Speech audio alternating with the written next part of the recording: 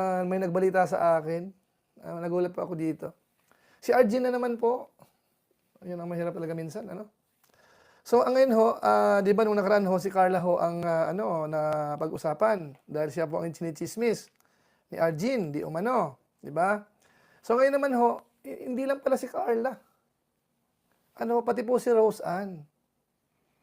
Ano, actually, may senior pa po siyang picture nung dalawa, nung lalaki at saka nung ni Rose Ann. Ano po, nandiyan sa thumbnail pero ano eh, kumbaga AI na kasi yan eh.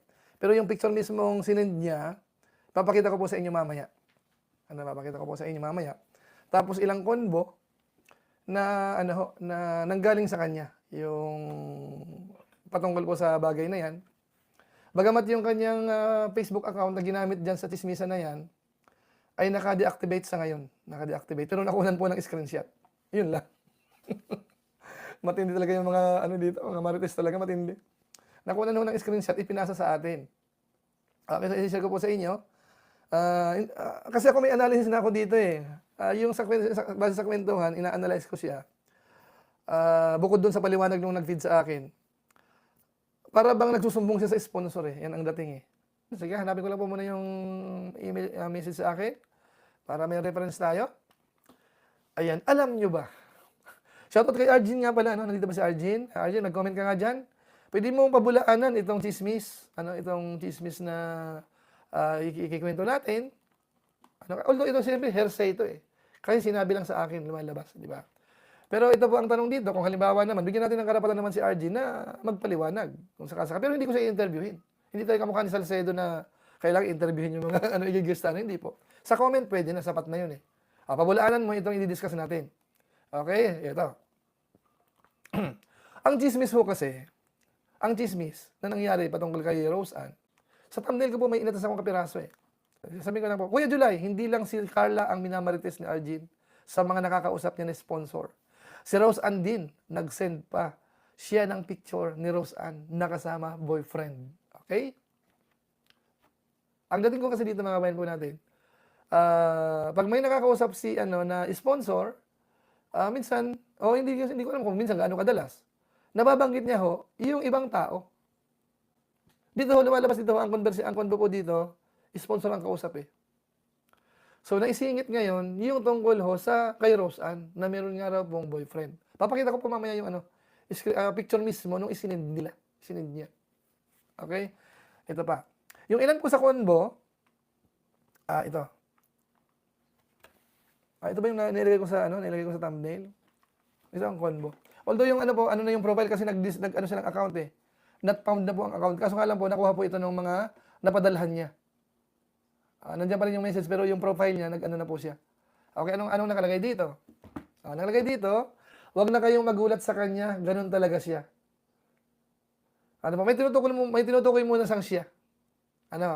Intindihin niyo mabuti Kasi doon na lang tayo pumunta sa particular na yun eh. Hindi na natin alam kung ano pang usapan nila bago dumating dito sa usapan na ito.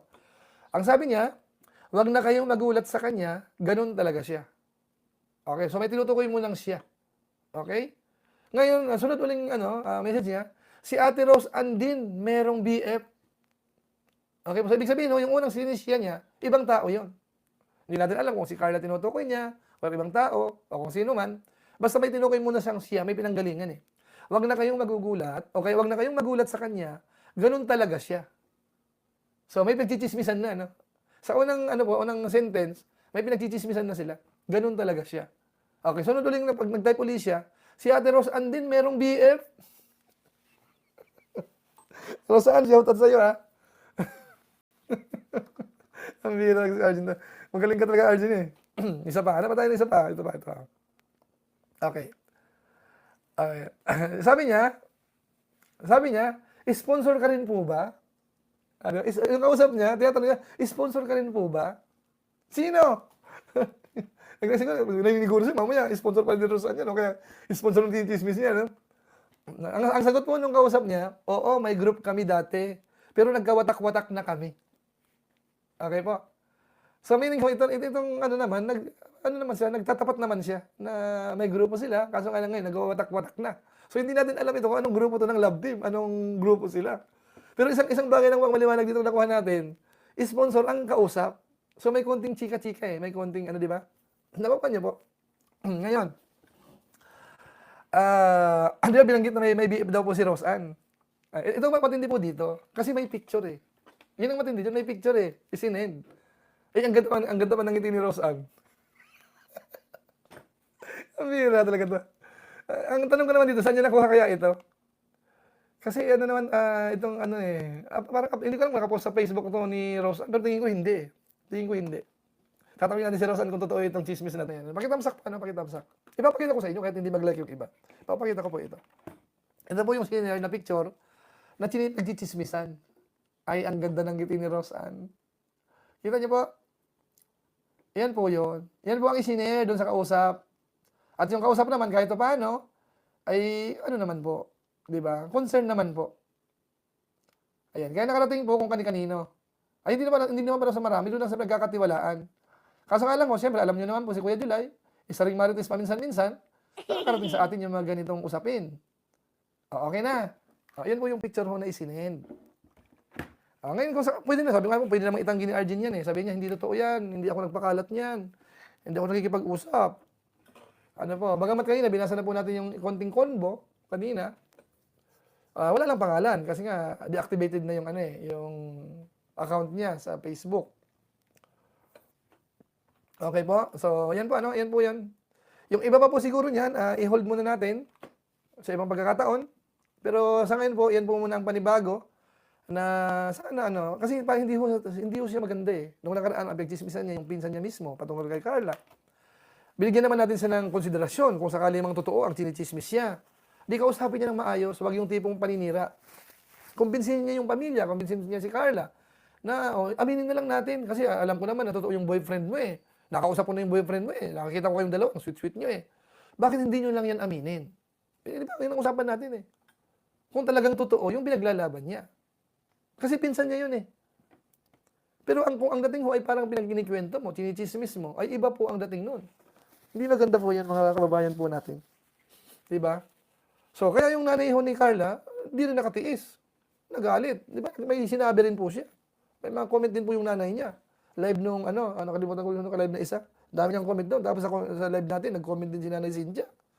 At ang natatandaan ko po doon, na hindi ko makalimutan, ikaw, Arjen eh, kasama mo rin yung boyfriend mo doon sa apartment, may ginagawa rin kayo doon, apartment ni Carla.